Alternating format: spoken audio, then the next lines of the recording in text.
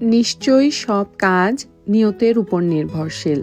প্রত্যেক মানুষ তাই পাবে যা সে নিয়ত করেছে। রাসূলুল্লাহ সাল্লাল্লাহু আলাইহি সাল্লাম বলেছেন, কর্মসমূহ নিয়তের উপর নির্ভরশীল। প্রত্যেক মানুষ তার নিয়ত অনুযায়ী ফল পাবে।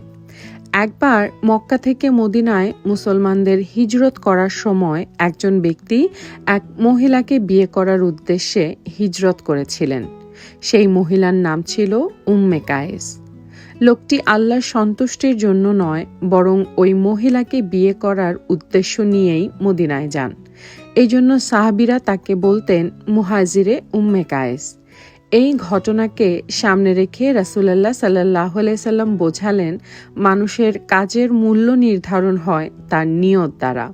নামাজ, রোজা, দান সব কাজের আগে সঠিক নিয়ত থাকতে হবে।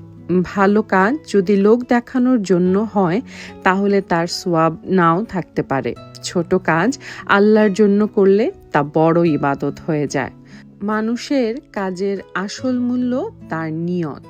ঠিক যেমন কথায় আছে, নিয়ত অনুযায়ী বরকত, আসলেই কিন্তু তাই কাজের আগে নিয়ত ঠিক রাখবেন।